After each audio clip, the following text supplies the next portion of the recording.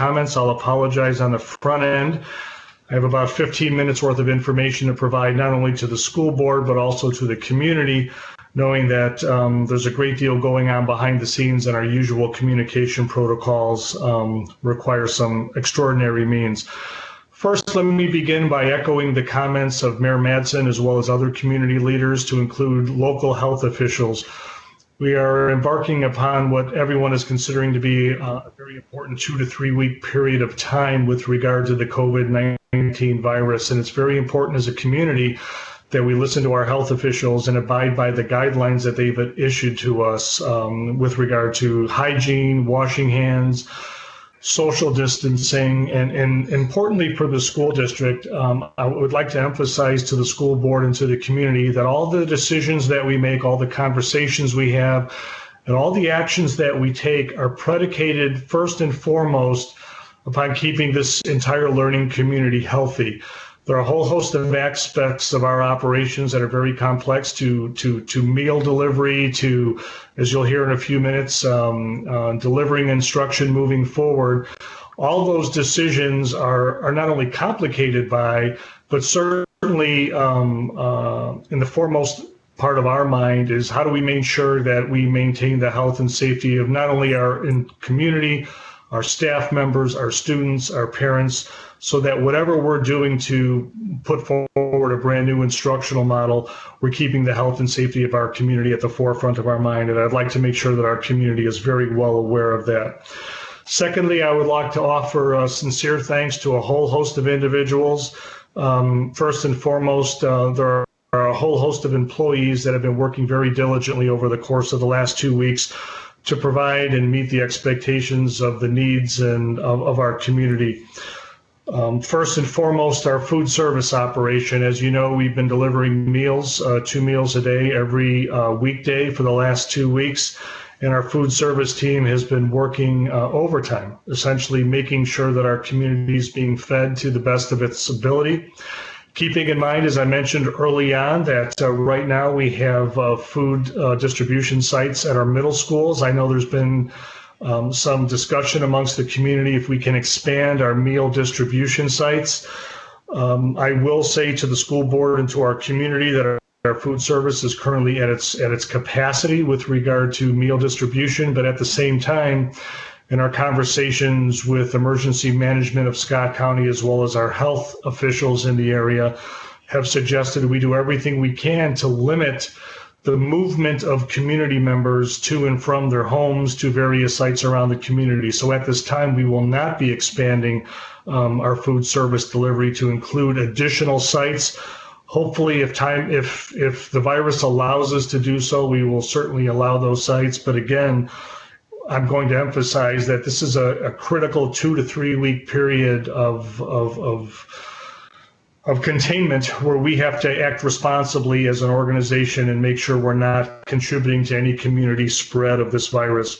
I would also like to thank the custodians for continuing to come to work every single day and repeatedly sanitizing our buildings so that when the time comes and we can get back into our schools, we can do so knowing that our schools are safe and ready to go. To our teachers and staff in particular who have spent the last 2 weeks learning about and developing a brand new instructional model that I'll speak about in a few moments. This is a great deal of work that we've asked of our teachers and our staff members, knowing that in addition to their professional responsibilities that we have to the school board and to our community, acknowledging also that our staff has personal expectations and requirements of their family members. Some of our staff are taking care of elderly folks. Many of our staff members have young children in the home, and just like the rest of the community, not only from a professional perspective, but are dealing with this virus from a personal side, and we need to acknowledge their efforts.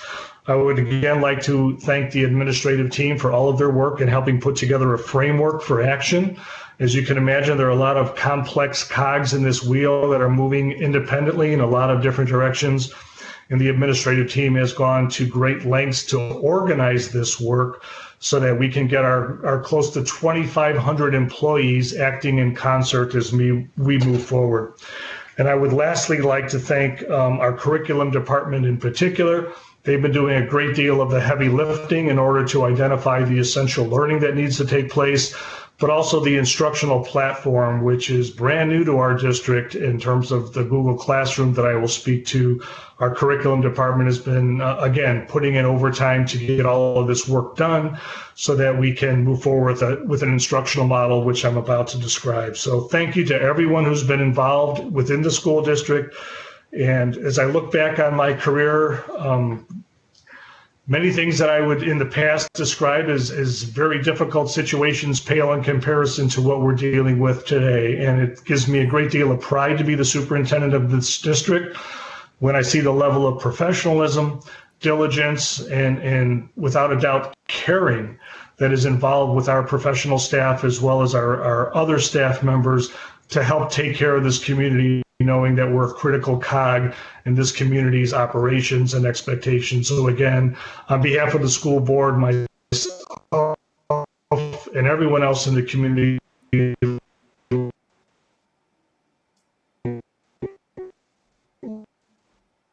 let me just say thank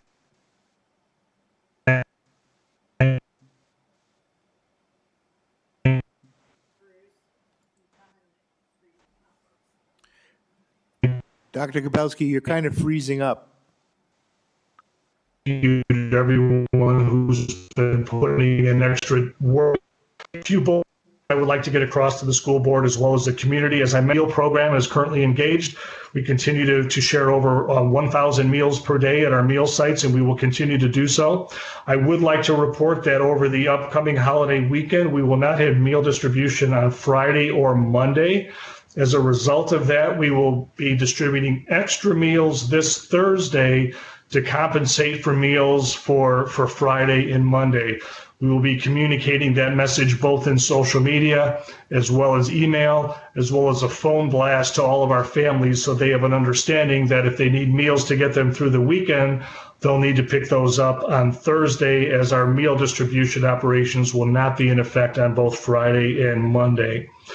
I would also like to alert our community that tomorrow we have a very significant and what I will describe as a major message that will be going out to our parents and students. As everyone knows, our teachers have been engaged in professional development over the last week and a half, not only to identify the essential learnings that need to take place over the next couple of weeks, but also to develop an instructional delivery platform using Google Classroom so that our teachers can begin personal interaction with their students on a class basis.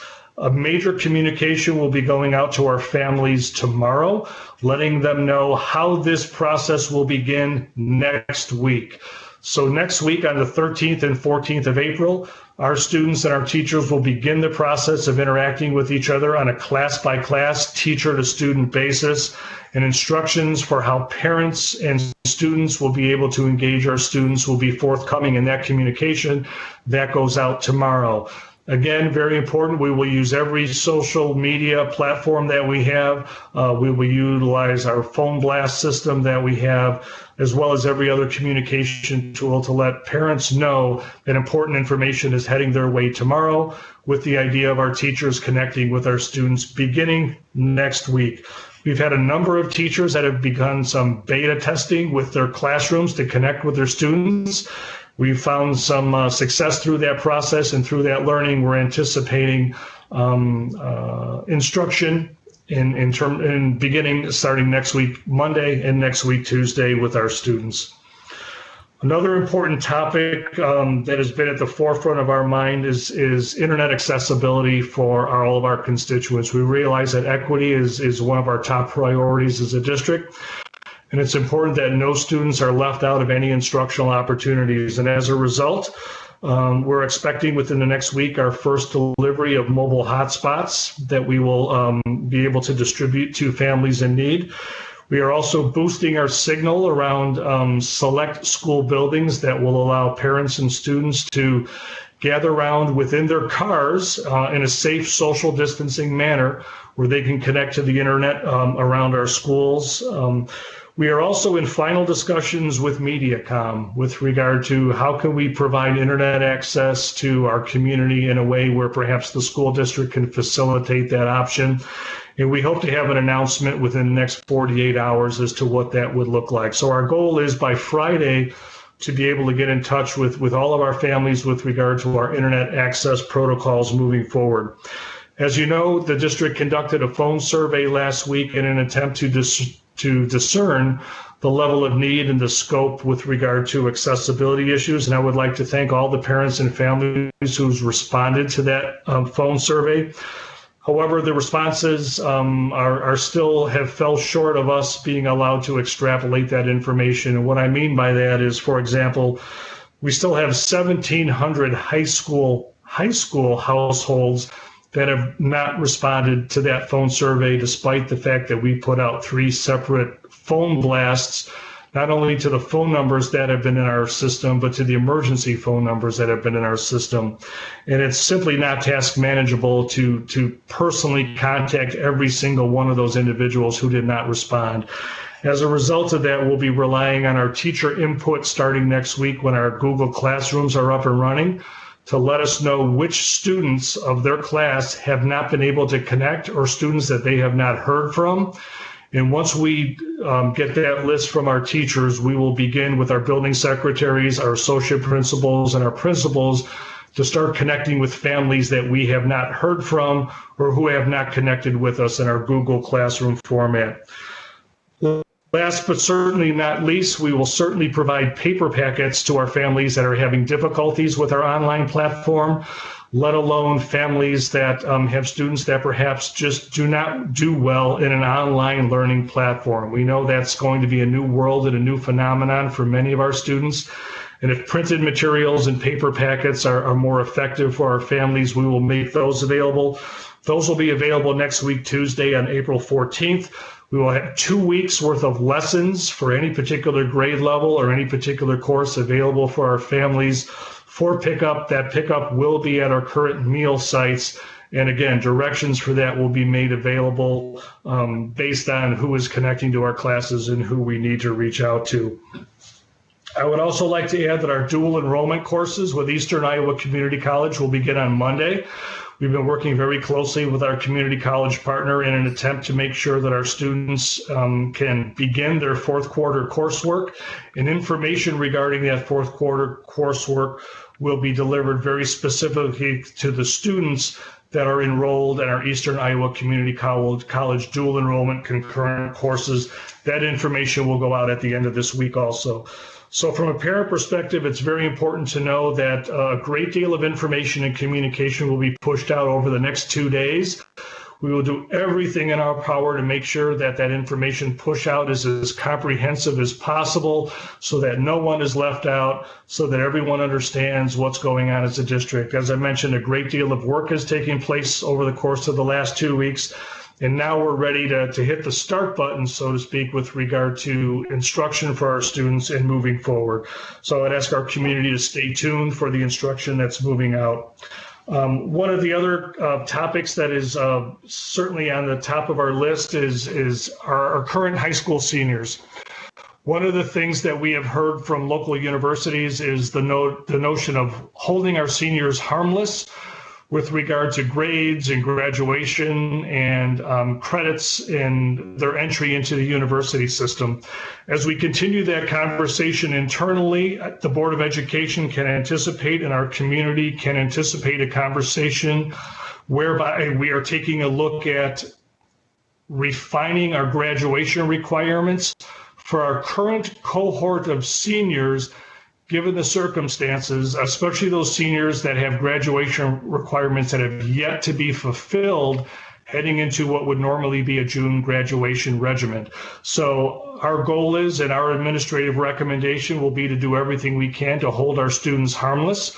We are anticipating a waiver from state officials for students who, for example, have not taken the CPR class, for students who have not taken the government class.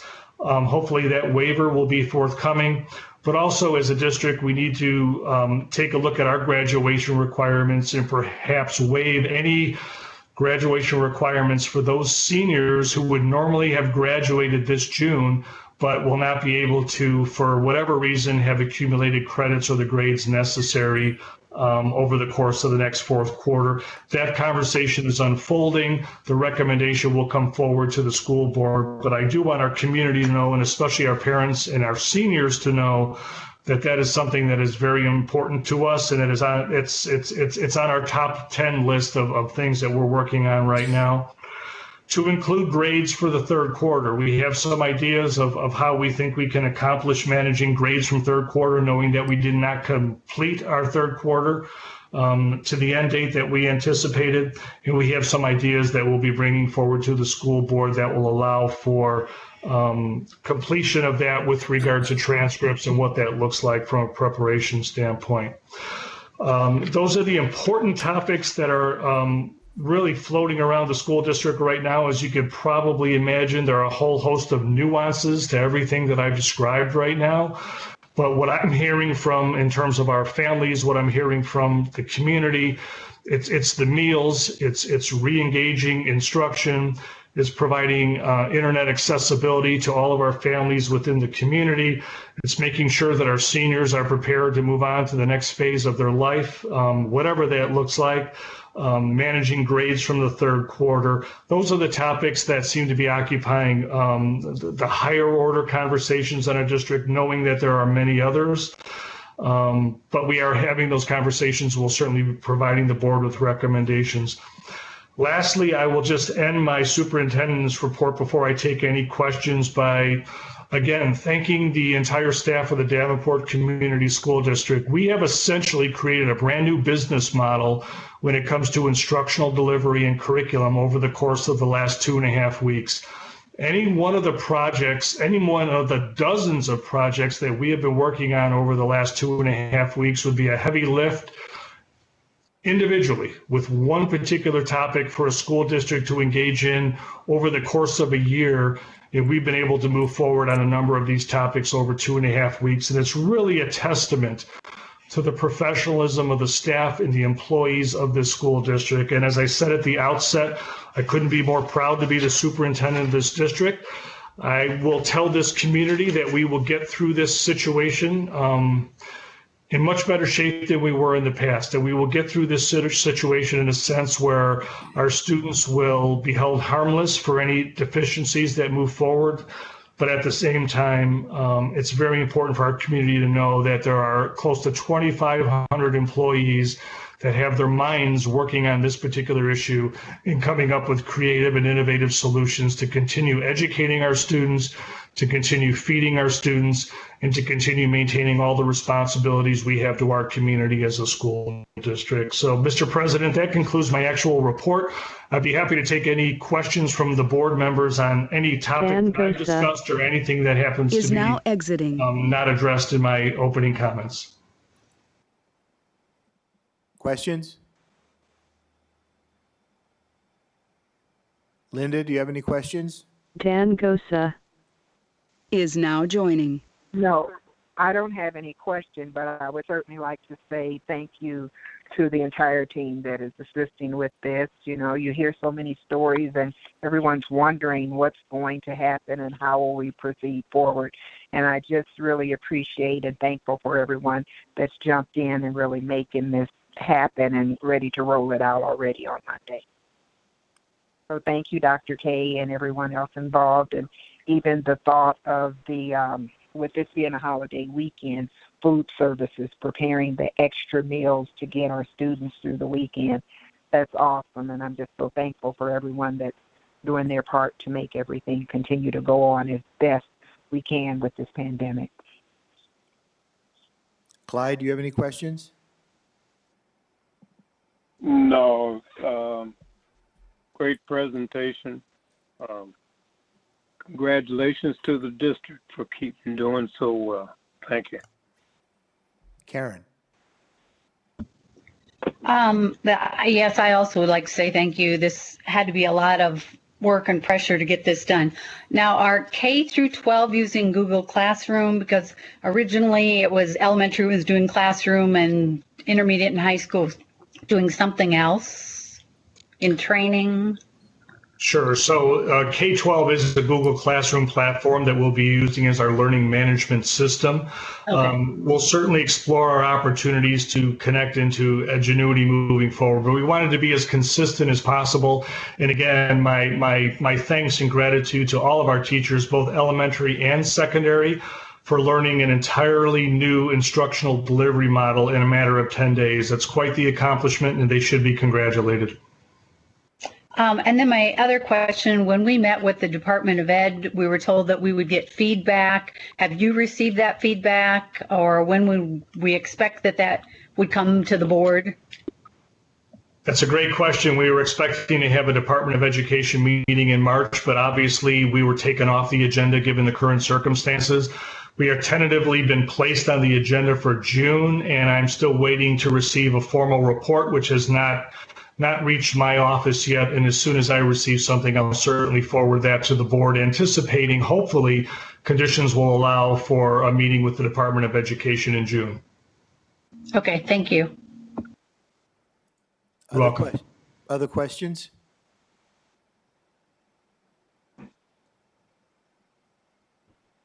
Dr. Beck. Sorry, I just realized my questions need to wait until we get to the resolution stuff. Okay. Any other questions? Okay. We'll move to items requiring action. May I have a motion on the amended resolution? You don't have to read it. Mr. President, Director Hayes? I move that the board accept the amended resolution as written. Is there a second? Second. Director Klein-Jerome seconds.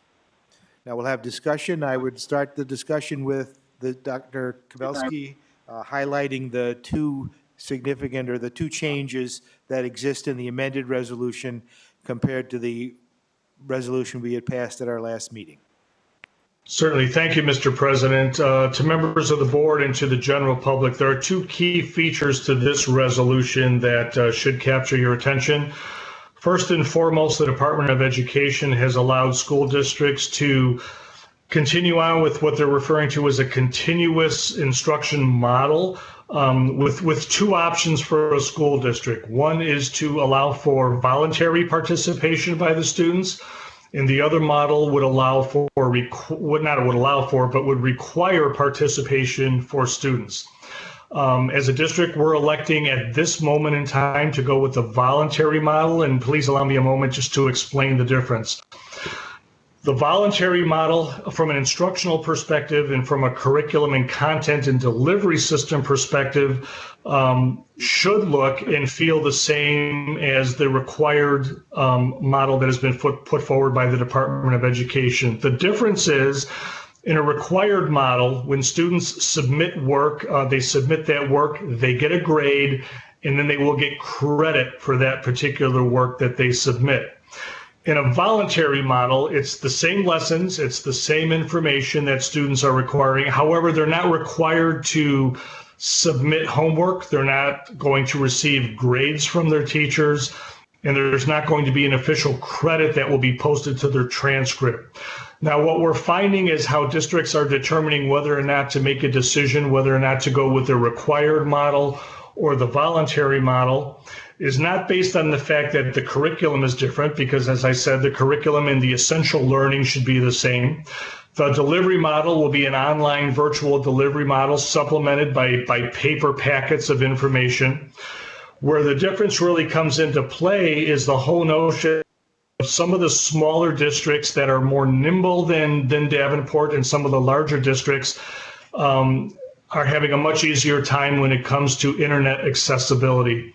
Doing a quick survey around the state, what I'm finding is that the UEN districts, the larger districts like Des Moines, Iowa City, Sioux City, and Davenport, for the sake of argument, are going with a voluntary model until the time comes where we know that we have a 100% accessibility to our online platform and to our printed materials with our students. I can't guarantee 100% student accessibility today, and from my perspective, it's an equity issue.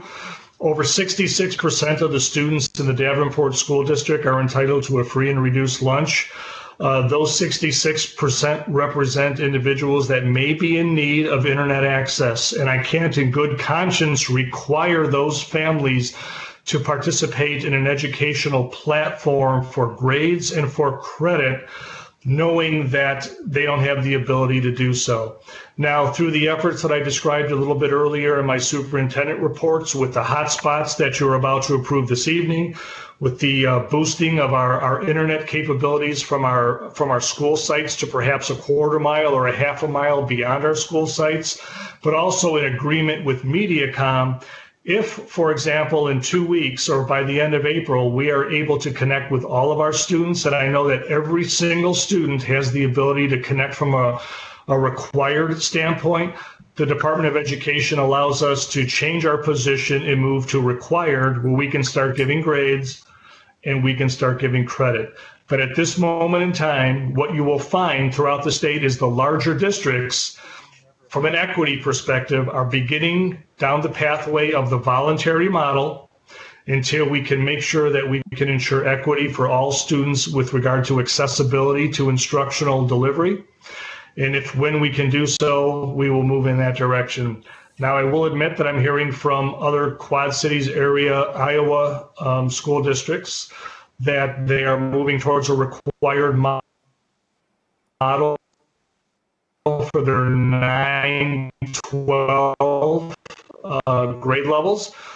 It's possible given the size of our district, as that I can't in good conscience require participation for students that don't have the ability to participate. Again, for all the students who do have the ability to participate, the instruction will be the same, the curriculum will be the same that you're seeing in all of the other school districts. We can just figure out at a later date what that looks like when it comes to grades and credits on a transcript, knowing that seniors are really the most concerning group that we have right now. But what we're hearing from our universities, that they're holding them harmless for credits and grades. And if we can adjust our graduation requirements such that our seniors aren't panicked right now about getting all the credits and grades that they need, we can certainly make up the instructional materials and time lost heading into our next school years with our other grade levels. So hopefully, does that answer your question? So that's really the differentiating factor between voluntary and the required piece. And I know, Dr. Beck, that was one of your questions. So hopefully this will kind of answer that to some degree. The second important element of this resolution is to continue paying not only our professional staff that is certified, but also our hourly staff through the governor's declared April 30th closure date. I can tell you with certainty that all of our groups of employees are engaged in employable work for the school district. No one is sitting home on their hands doing nothing from a school district. Our administrators, our teachers, our custodians, our food service workers, our paraprofessionals are engaged in a whole host of professional development webinars and activities that we simply didn't have time to attend to. And it would be my recommendation to the school board that we continue to pay these individuals through April 30th, as we have been currently, pending an analysis, knowing that out of Washington, D.C., we currently have passage of the CARES Act. We have to kind of sort through that and understand what that means for an entity such as ourselves. And we certainly need to get a little bit more information from our state government as to what their expectations are with regard to SSA and future revenues to the district before we can make a recommendation that takes us beyond April 30th. So today what we're asking for are two things: for the board to approve our initial application to the Department of Education for a voluntary educational platform that could change anywhere down the road once our accessibility is in our comfort zone, and two, to continue to pay all of our employees through April 30th, pending continuing analysis of the CARES Act and additional considerations from our state government. So that's a synopsis of what are the major components of the resolution. And if I can, I'll certainly answer any questions that board members may have before you vote. I want to thank those who phone banked for our campaign and those of you who sent out millions of texts. I want to thank. Who's that? Questions? Dr. Beck. Okay, so you did answer my question about the about what other districts are doing. So I guess I have three questions sort of growing out of that. Number one, with regard to voluntary versus required education or online education, there have been some rumors about whether we have to make up days if we're only doing voluntary versus if we have to make up days if we're not doing voluntary. Do you know what that looks like? So say we do voluntary online education for 3 more weeks, right? And we go back to school, May 10th, or I don't know what, making up a day. So Dr. Beck, if you don't mind, I'll take those questions one at a time. Okay. Because that first question is a very good question. And so a point of emphasis and clarification from the Department of Education is whether a district goes voluntary or required, those days are considered instructional days that will not be required to be made up in the summer. Okay. Only districts that decide to do nothing and just kind of sit there and wait for the world to get back on its axis, those districts will have to make up those days. So by going voluntary, we will not be required to extend our days into the summer. Does that mean that we won't? I don't know. That's a future conversation for the Board of Education. But to be clear, voluntary and required does not require us to make up those days. Okay, good. So my second question then is, I'm sure other people are wondering, students who have IEPs and other accessibility issues, because this is voluntary, that won't affect IEPs or anything like that, right? As far as we know? That's correct. So if we continue down this voluntary pathway, it allows us to engage students in a manner that I've described to you this evening and in a manner that will be broadcast to our community tomorrow. If we make the decision to go to a required platform, we will have to make sure that we get in contact with every family and every student that has an IEP so that we can manage the individual academic and needs of our students moving forward. And what does that look like currently and in the future? So it does engage a completely different protocol and process if we make the shift to required. Okay. And then my other question was, you said there were about 1,700 high school students who you weren't able to reach through these phone blasts. And I guess, what proportion of our high school students is that? You did mention that some of our neighboring districts are requiring high schools 9 through 12 to do online education. I guess, what percentage of our high school students is that? And then you said you'd try and reach out, but it's not feasible to do that sort of right this moment, which I was trying to think of, what if we had volunteers, but it would be privacy issues. If it was only people who are staff, and everybody took a few calls, it would still take 100 people to do 10 calls or something like that. So, or 20 calls. So I can see how it's going to take a few days to sort of work through that. So we're relying then on the teachers who would normally see these students on a regular basis to sort of do the next step of reaching out, and then we'll go from there. Sure. So let me give you a little sense of scope and perspective to this. So in our phone blast system, we to 9,000 households. Now, some of these households had multiple students, as you can probably imagine. Our response rate was less than 60%.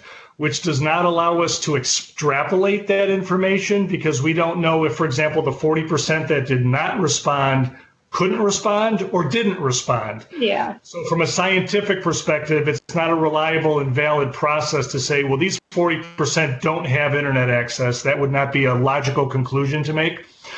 When you take 40% of our student population, that's nearly 6,000 students that we do not have an accounting for with regard to their accessibility. And to manage, our original thought was to take our building secretaries and our paraeducators and give them a list of students to start calling. But we can't call individually 6,000 households. We just can't do that. It's not task manageable. Plus, we would be asking people to use their personal devices, and we would have to give them instructions on how to make phone calls through Google. And we just felt that we would get a much more accurate and quicker answer if by the middle of next week we had our teachers report back to us to say, which students in your class have you not heard from?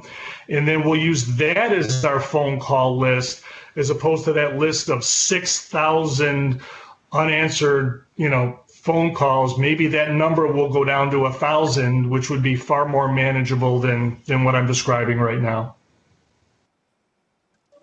Thank you very much. You're welcome. Kent? Once you get underway with the voluntary program, is there going to be a way that you can tabulate, what the participation is? Is that going to be through the individual teachers for each class, or how will you handle that? That's a very good question, Ken. So each of our teachers has an individual classroom that's set up in Google Classroom. So it's an online classroom with all of their regular students. And through the course of interacting and pushing out instruction and getting feedback from students, a teacher will say, you know what, I've been able to connect and I've heard from 20 out of my 24 students over the last couple of days. These are the 4 that I've never heard from. That'll give us a sense of how many students we need to reach out to, and perhaps it's an accessibility issue. Perhaps these are students that perhaps may even be truancy issues that we've had in the past, but we need to be able to sort that out. Right now, the number, as I mentioned to Dr. Beck, the scope is just so large right now that we need to narrow that down. And trust me, after about 2 or 3 days of instruction with their teachers, because we know that our families are very anxious to have their students engage with their teachers, that will start full time on Tuesday with some initial introductions on Monday. I have no doubt that by Wednesday or Thursday, we'll have a much better idea of scope of how many students of our nearly 15,000 students that we haven't heard from. So will that, initially it'll be the teacher's responsibility, but will the teacher have support from the school district as far as the follow-up? So once we get a list from our teachers as to who they have not heard from, we have a plan in mind where we will use our paraeducators as well as our building secretaries and administrators as needed to make those phone calls within a 48-hour period so that we can connect with those households and find out what sort of issues we need to mitigate and manage so we can get those students connected to their classrooms. We hope to have all of this solved by the end of next week. Thank you. You're welcome. Director Hayes, do you have any questions? I do. Still trying to get clarity on this classroom. Is this going to take place like during the normal school day, or are there certain hours during the day that they have this time? What does that look like? So, Linda, each individual teacher will assign a certain period of the day to say, this is when I'm going to be live with my Google Classroom. But with online learning, there are materials that don't necessarily have to be done right at that moment in front of a teacher. So it could be an assignment to read a particular chapter that could be done over a period of time. The teacher will go online, let's say for the sake of argument, between 1 and 2 o'clock to say, here's what I'm going to be available online with my classroom where we can have a conversation and I can answer your questions in a virtual classroom format. Each individual teacher will coordinate with their colleagues so that we're not overlapping our times with our students where they feel as though there's a conflict between their classes. That will be done building by building and classroom by classroom.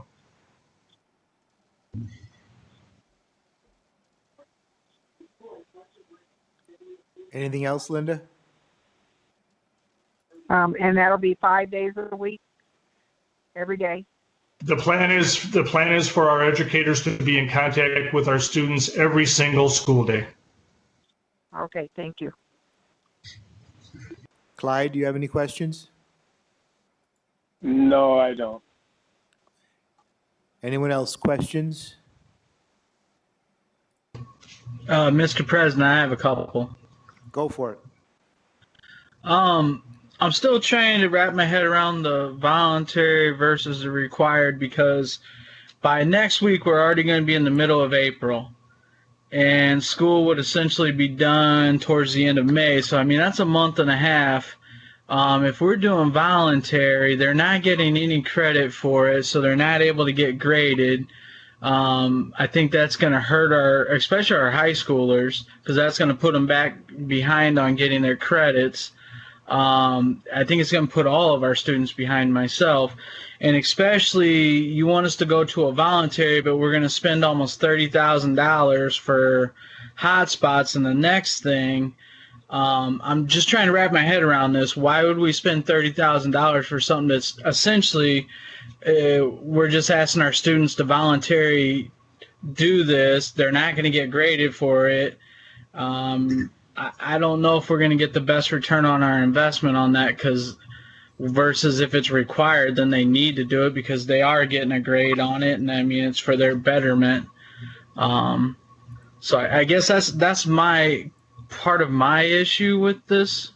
So you've essentially asked two questions. Those are two very, very good questions. When it comes to the required versus voluntary piece, please keep in mind that the Davenport students, specifically the high school students, this is a nationwide phenomenon. This is a statewide phenomenon. These are not a group of students that are going to be behind their peers.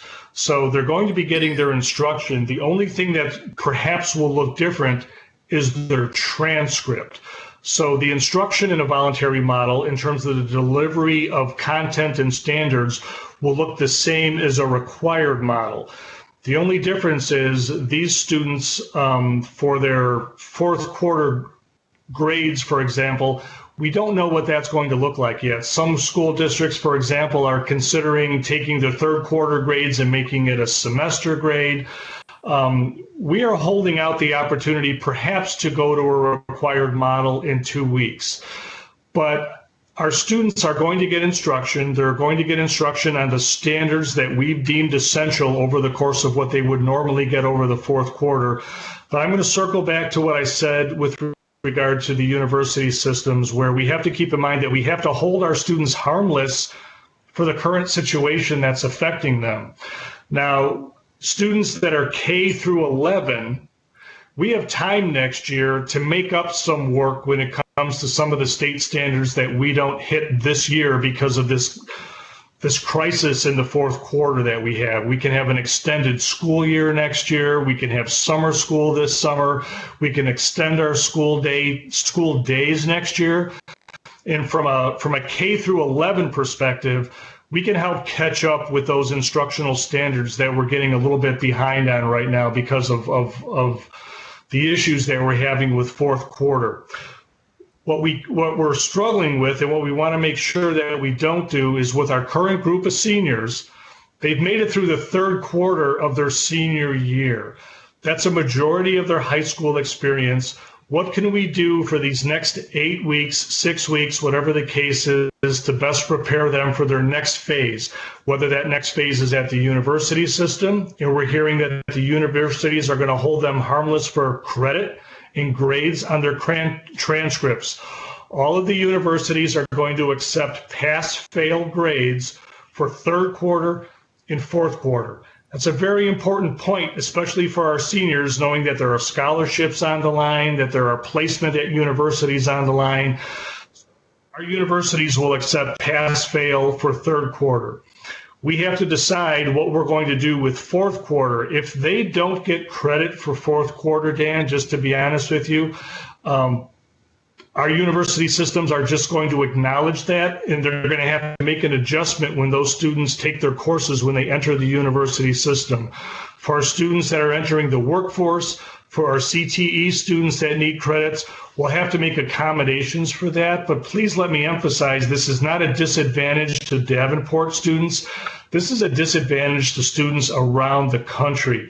I was involved in a nationwide virtual conversation yesterday, and every school district is facing the same issue. And please don't think for a moment that just the Davenport students are the ones that are affected by this. So we're going to make sure that they get instruction that helps prepare them for whatever the world looks like next year. For our K through 11 students, we're going to get them back, and we're going to make up whatever work we need to make up. For our seniors, we're going to hold them harmless and do the best we can moving forward. So hopefully that answers the first part of your question. The second part of your question is, I struggle with the notion of requiring work for the sake of putting a grade on a transcript for a student that, for whatever reason, has no ability to connect with their teacher and get a grade and get a credit.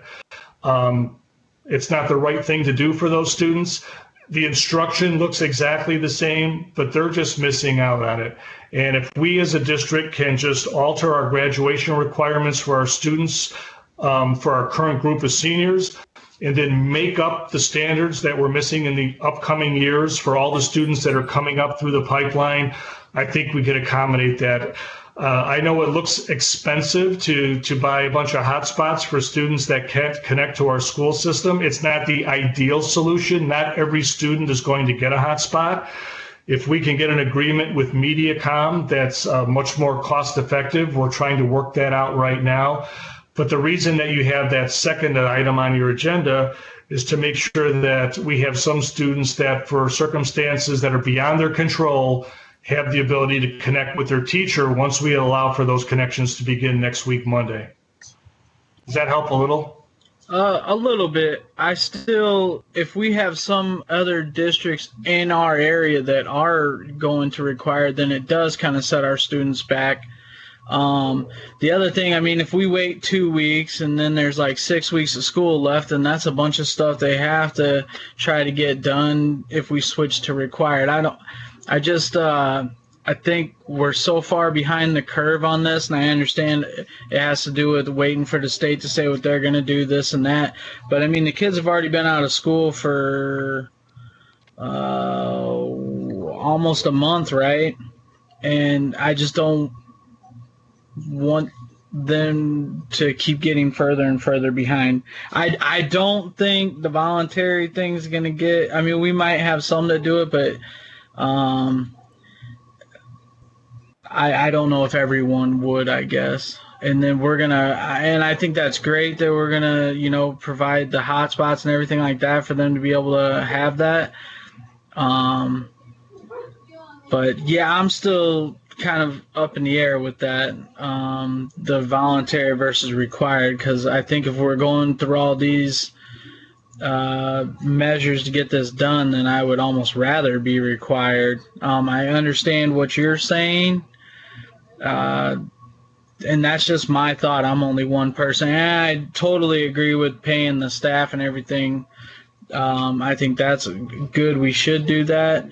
My only hang up is the voluntary versus required. That's kind of where I'm at. I'll wait and hear what other board members' questions they have, and maybe that'll help me out a little bit more. So I understand where you're coming from, Dan, and I appreciate that. I would take exception to your comment that we're behind the curve. I think for a system of our size and for the complexity of what we're trying to deal with, I can certainly very easily justify a required platform if I was the superintendent of a district with 600 students, and I could reach all of them with one day's worth of phone calls and make sure that they had accessibility. We have a very diverse community with very diverse needs, and that's one of the reasons why you're not seeing any of the UEN school districts going the required route, because they realize that they can't accommodate the needs of every single student. And I think from an equity perspective, as long as our instruction stays is managed with fidelity, I think our students will be in a good place, whether it's voluntary or required. At the same time, the only distinction will be for our K through 11 students will have a fourth quarter that'll have an asterisk by it, so to speak. But we have an opportunity to make that up down the road. And I don't think our seniors with a fourth quarter voluntary piece are going to be a disadvantage when the Board of Regents of the University of Iowa system is suggesting that they're not going to hold students accountable for their grades and that they're willing to accept pass-fail or diminish credit without even a fourth quarter grade at all. If that's what the university regents are accepting, I don't see our students being at a disadvantage to comparable communities whatsoever. Not to be defensive about it, but that's been our analysis of it. Director Beck. Yeah, I think I can speak to this a little bit. So first of all, I did just look up Bettendorf. They only have 4,100 students. And so, extrapolating out, that's not a whole lot of high school students. So it's a little bit easier for them to reach out to all of their students to make sure that they have accessibility. But I'm teaching online. It's required because I teach at a college. It's a state-run institution. But I have students who live in Davenport and are parents of children in the Davenport schools who do not have reliable internet access. And I have had to work with them to figure out other ways to make sure that they can stay in touch with me so that they can get their work done so that they can still finish the class. So I know for a fact that we can't expect everyone to be able to do the work. And I wouldn't feel right holding students, making something required that I can't guarantee that everybody has access to. And so, like I said, I know for a fact, based just in my small sample size of classes, I have students who have unreliable internet access or don't have a computer or they don't have the right kind of computer. And so I think it would be unfair of us to try and require them to do schoolwork in that type of situation. Or maybe there's only one computer in the entire house and there's 3 kids, right? Plus their parent is in school. So I guess my other comment would be, yes, it seems like a lot of money, but if it can bring us closer to requiring classwork, should we remain out of school, I think it is a good investment, right? Because then we don't necessarily have to stay voluntary. And I guess I would also note that I feel like most parents want their kids to be educated and want their kids to be doing school. And so I would argue that I think we're going to get a lot of people participating, but we won't know until we see how it shakes out. So that's just my 2 cents. Hopefully that helps a little bit, Dan. Director Klein-Jerome. I understand a fourth term senior signed up for government, waited to the last minute. I understand saying, okay, we're not going to hold that against you. What if I'm a junior signed up for government and I participate fully in this voluntary program, but I'm not getting credit for it? Are you going to make me take this class again as a senior because I've already done what I should be doing, but you're not going to give me credit for it or a grade? I don't think that's fair to a junior who does participate fully. So Karen, that's a very good question. And what we're hearing from the state is that's a matter of local control. If we determine as a Board of Education and as a learning community that we are going to accept whatever learning took place over the course of the fourth quarter as a fulfillment of a graduation requirement, we have the ability locally to make that decision. Okay, would we give it pass fail or SU or just acknowledge completed this course? I'll answer that by saying yes, because we have a number of options when it comes to grades on how we handle that. Okay, We could give it a pass fail. We could give it a pass and an incomplete, where students need to do a little bit more work over the summer or the following year. Again, it's very important for us as a school district to do everything we can to facilitate the success of our students and not play gotcha with them. So if we're going to have instruction, let's say for the sake of, and I'm just going to say government for the sake of argument, but it could be English, it could be math, it could be a science class. Whatever we do between now and whenever we end the school year, we could, as a local school district, say, this fulfills our requirements, not only for the standards, but for our graduations. And we're hearing time and time again from state officials that that's a local control, that's a local decision. okay, and I'm okay with that as long as we're acknowledging a student who really did put the work into it, getting credit for it. Now, if you didn't, I understand, no, next year you're going to take it. So I'm okay with that. And if we go pass fail, I think that would be a legitimate way. But again, I'm not quite there with a recommendation yet.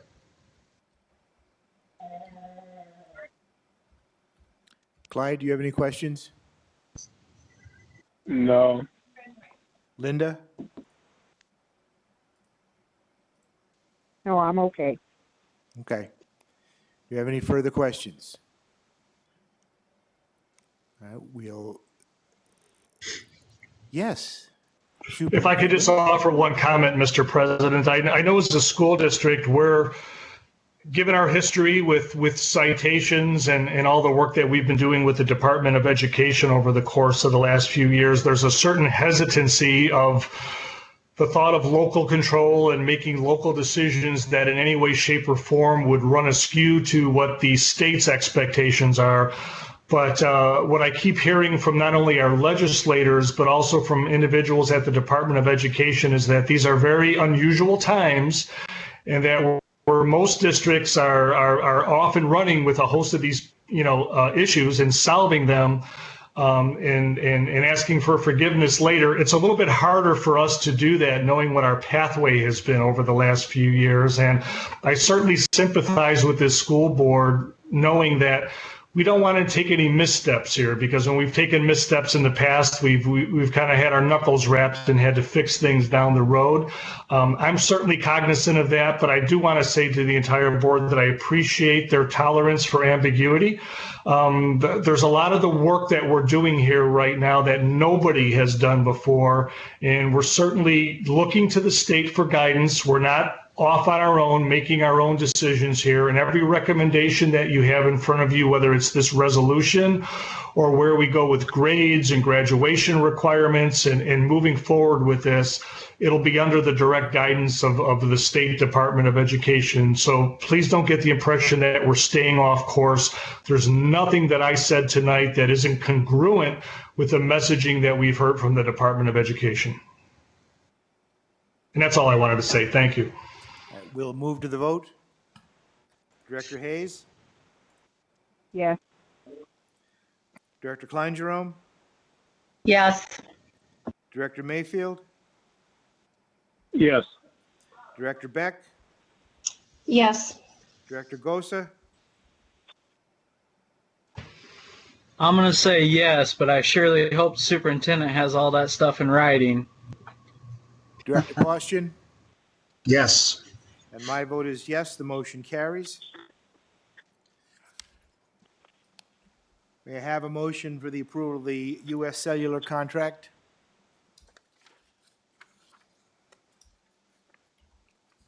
Director Beck? Mr. President? Linda, go ahead. Mr. President, I move that the board accept the contract with U.S. Cellular as written. Is there a second? Second, Who was that? Director Beck. Thank you. Is there any discussion? Director Beck? Just one question. Two questions, actually. We were being sold these units for 0.01 cent, so we're buying all the units for a penny, or is it for $1? It was supposed to be $0.01. I guess it's not that huge of a difference, but just the way I read it, it said 0.01 cent, which means a penny, because it's 100 units. And then the other question was, you said you were in negotiations with Mediacom. Was that for hotspots? And if so, should those come in less expensive? Like, how are we going to do that? So for clarification, we just purchased 100 units. So if you do the math and divide by 100, that's the actual per unit cost on that. So I apologize if there's a decimal error anywhere along the way in that. Your second question is a very good question. Our conversation with Mediacom is not for hotspots. Our conversation with Mediacom is to try and mirror a process that we understand has begun in the Iowa City school system, where they're making connections with the local providers to actual individual households for internet usage, where it's the way it's structured right now for $9.95 a month. Families would have access to Mediacom, and potentially the district could pay for the first 2 months, and then the family would have to pay the remaining of if they decided to continue the contract. Again, it's designed to get us through the next 2 months. One of the things that we will be pushing out on Friday is the whole notion that right now there's free connectivity to Mediacom over the next 2 months for families that are willing to engage in that process. So we're trying to navigate that in a way where it doesn't cost the district money, but incentivize our families to get connected. But at the same time, we have to be very careful, because whatever company we decide to move with and put forward in a communication becomes a tacit endorsement. So we're being very careful in our due diligence of who we're working with, how we're working with, so that when we put a communication out that actually has families connecting to a media company in their home, that endorsement has some legitimacy from the school district perspective, and then limits us from a financial responsibility beyond the 2 months that would be required over the course of the remainder of the school year. Okay, so this is just the hotspots, period. Period. Okay. They're smaller than your cell phone. Karen? Okay, I have a lot of questions on this. Where will they be located? Are they in a location, or are we actually giving them to individual students? Again, a very good question. So next week, when we start getting feedback from our teachers as to where our issues happen to be with accessibility, if we find, for the sake of argument, that there's a neighborhood that perhaps we can connect with if we expand and we boost our signal to a quarter mile or a half a mile, that's going to be our default, because that's the least expensive option for us as a district, to boost our Wi-Fi signal over a broad neighborhood. If we can solve access issues from a neighborhood perspective, that'll be our first solution. Our second solution is to try and get our families connected with a local media provider, either at no cost or low cost. For whatever reasons, if we have families where a local provider cannot make a connection, perhaps someone lives way out in the boondocks and they just cannot get a connection whatsoever, those extreme examples of where they can't participate in our boosting our local school network, to include driving into our parking lot and connecting. If students can't participate by connecting with a local provider who can get to their home in a reasonable amount of time and get that done, that final, last resort, those are the individual students who can actually apply to receive this device that will be handed to them, and they could take home and use it as a mobile hotspot for as long as necessary. So this mobile hotspot is not meant to be distributed to everyone. It's really meant to have as many arrows in our quiver as we possibly can, to include, working with our media company, to include boosting our Wi-Fi capabilities. This is just one of our arrows that we will use as a last resort. There's only 100 of these right now. We have another 100 on order. We think that should provide us the sort of last ditch effort for perhaps 200 families that are having difficulties connecting for the reasons I just described. Okay, then my question is, on their map, it shows that it is an 4G LTE, but they're proposing to us that we are getting 5G. So is it 5G or is it 4G LTE that we're actually getting? Because their map shows 4G. I could stop there and let you answer that one, because then I got more. I'll be honest with you, I don't have an answer to that question. That's a technical question that's beyond the level of detail that I have right now, but I'll be happy to provide that down the road. What we have in the presentation is all the information that I have there. I apologize. It also says that we're getting a 5 gig per line for a total of 100 lines. We're not saying that 100 lines are going to just have 5 gigs total, are we? Is it 5 gig per 100 per 100 that we're buying? Again, individually versus a total. And again, gigabytes is not my expertise, but what I'm told is what we've purchased would be sufficient for 100 students to be able to connect with their teachers. Okay, and then my Google Classroom goes to the next question is, if I go over my data plan, I'm charged and a lot beyond my data plan. What is in place to, how much are we going to get charged if this goes over 5 gigabytes? So we have our usual district data plan that we have. These are just additional devices that are being added to that data plan, if that makes sense. So they're not individual. So if an individual student, goes over, and again, we can set the parameters for when this device is on or off. So we have some capability for that within our system to manage that. I don't anticipate, and nor have I been told, that we are going to incur any additional cost as a school district that goes beyond the proposal that you have in front of you for this connectivity. Okay. When 2 people share a hotspot, the speed basically drops to half. So how are we going to deal with, if you go to the neighborhood situation, the speed is going to be quite slow on this. Well, keep in mind that our neighborhood situation, all of our schools have an internet pipeline going into their schools. So our bandwidth is very, very large in our schools. Mm-hmm. So I'm not worried about that being diluted if individuals decide that they want to pull up in their car and connect in the parking lot. I don't see that being a bandwidth issue for us. Where this could be a hotspot issue for us is if we give a mobile hotspot to a family and they have multiple students in that family. They'll certainly have to take turns and share that device in terms of when they're utilizing that capability.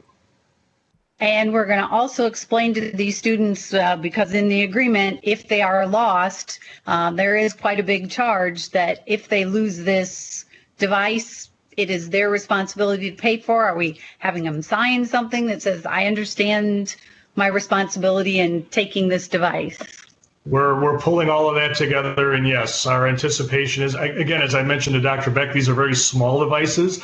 We certainly don't want them being lost, and we'll attend to the details of making sure that whatever family is allowed to have one of these devices, they understand that there are responsibilities associated with being given one of these devices, and those responsibilities could include financial remuneration to the district if they're lost or damaged. And who will make the decision where these 100 go?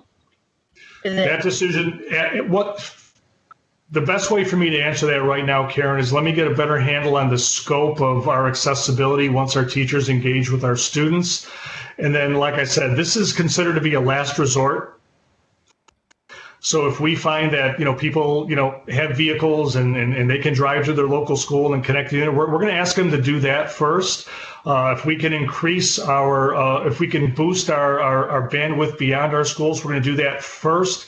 These are for families that can present a case that none of those two solutions fit their family needs. Whether it's, as I described as one particular example, they live way on the outskirts of town and MediaCom can't connect with them for the next month and a half. For the sake, and I'm just giving a hypothetical example. These are meant as last resort devices. And I guess I'd also like to see teachers get some say or suggesting what students, they've already had them for one term and they really know that these students will carry through. I would like, some teachers say in this as well, just because they know who really is going to do the work and who isn't. And I would agree with you, but that also extends to beyond teachers, to counselors and the administrators in the buildings who have and social workers who have a better understanding of family circumstances. I agree completely. It'll be a team decision. Okay, thank you. You're welcome. Linda, do you have any questions? No, that's it. Clyde, do you have any questions? No, that's good. Anyone else have any questions? Mr. President. Director Gosa. I have a couple. My first question, have these already been purchased? Yes. Okay.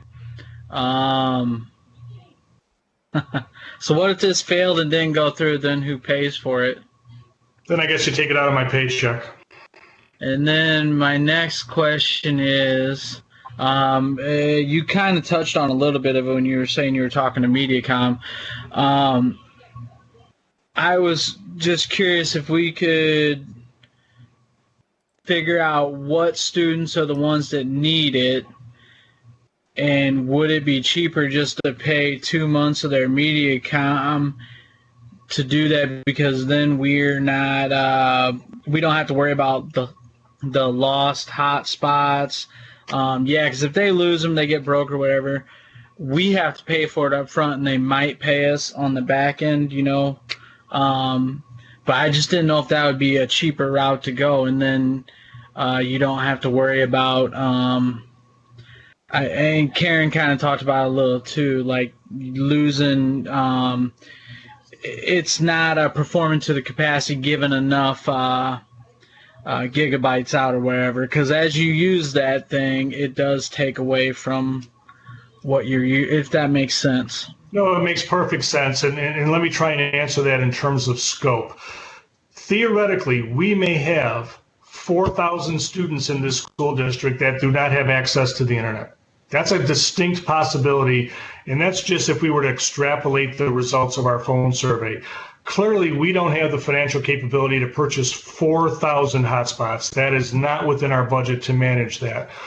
What we're trying to do right now is to manage the majority of that need through, like I said, boosting our signal. And if we can work out an arrangement with MediaCom, or if our families work out an arrangement with MediaCom, whether it's $20 per family or if it's free for 2 months, those are certainly the default options that we want to go to. Let's keep in mind, these are 100 hotspots. We may have 4,000 students that need connectivity. This 100 is not solving our accessibility issue.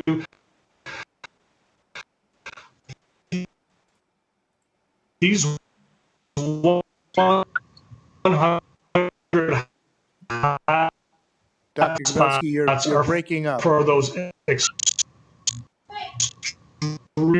signal. Did you lose all of that, Mr. President, or should I start over? We lost it. Yeah. We lost it. You could start over from when we may have 4,000 that don't have, and these are only 100 hotspots.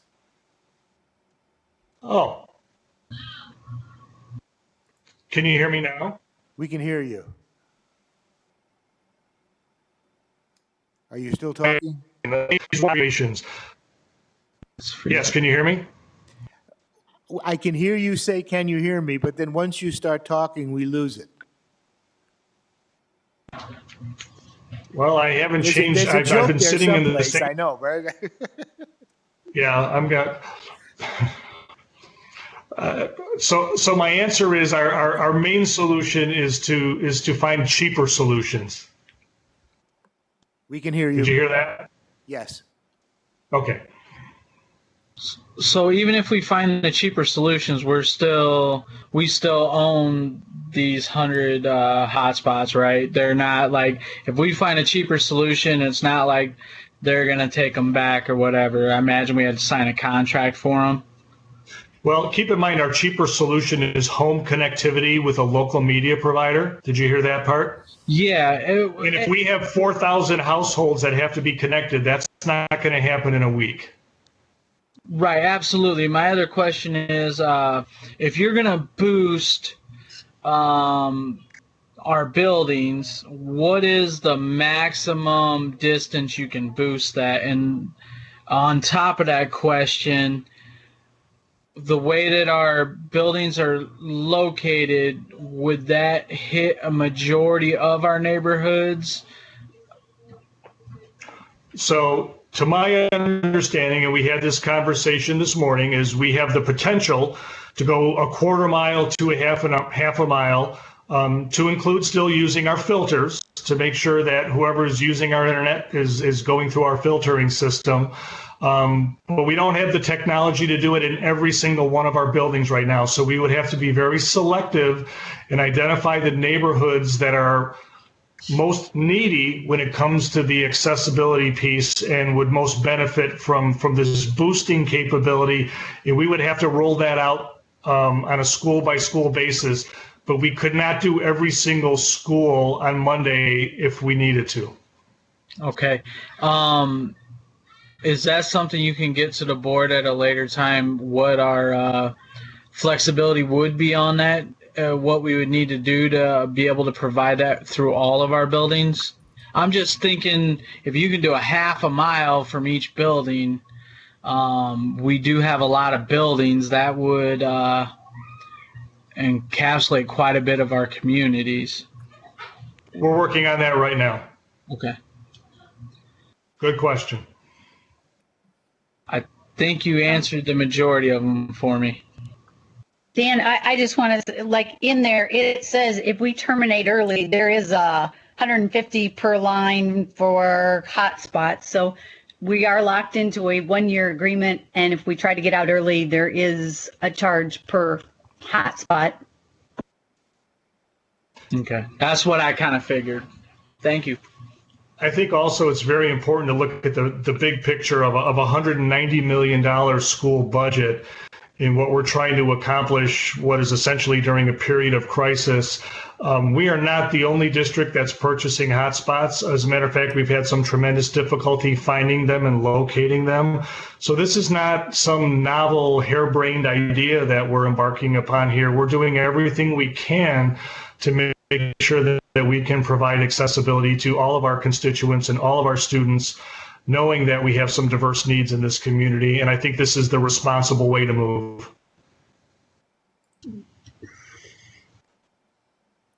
Any other questions? Director Hayes, questions? No, I don't have any more. I actually have a travel hotspot for my grandchildren, and it's very handy. So if we could get it in the right hands, then I know it will be helpful to whatever students are able to utilize it. Director Mayfield, any questions? No. Director Beck? Just sort of to finish up, the one thing I would want to make sure that we are doing if we work with one of the internet companies to bring connectivity to everybody, or we approve these hotspots, is to make sure that we have somehow protected ourselves from financial liability past the date that we say right? So if we make sure that the families understand that we are paying for this amount of time, 2 months if it's a connectivity or MediaCom or something like that, or with the hotspot, this service lasts for 12 months and then it goes away, and that they are responsible for anything after that. I guess I just want to be really careful that we're not trapping families into anything that they can't afford, right? And make sure that they fully understand that when our service, our part of it is up, it is their responsibility to either turn in the hotspot or, take over the financial burden or terminate it. And Dr. Beck, you bring up a good point, which is part of the conversation that we're having with multiple media companies to make sure that we're not locking in any of our constituents into some sort of a contract that they're going to be financially responsible for, or the district for that matter. We're hearing a lot from mobile providers with regard to how they would like to help during this time of need. We just have to make sure that we do our due diligence and no one's being taken advantage of. So I'm fully on board, and that's on my mind every time we have this conversation with our providers. Any other questions? One last one, Mr. President. Go ahead. Are all of our Chromebooks, do they have the capability of having data added to them? All of our Chromebooks have the capability of accessing the internet if they can make the connection to the internet. Whether we can add data to our Chromebooks, that's beyond my expertise, and I'll have to forward your question on for a further analysis and answer. Okay, thank you. Any more? We'll move to the vote. Director Hayes? Yes. Director Beck? Yes. Director Mayfield? Yes. Director Klein-Jerome? Yes. Director Postian? Yes. Director Gosa? Yes. And my vote is yes, the motion carries. Bruce, could I ask a real fast question? We just voted only for the first 100, not for the second 100? Is that correct? Correct. Okay. Should have asked that question sooner. I know. But that's okay. I thought that's what it was. I just wanted to make sure. I will The entertain second a 100 motion is to pending. adjourn.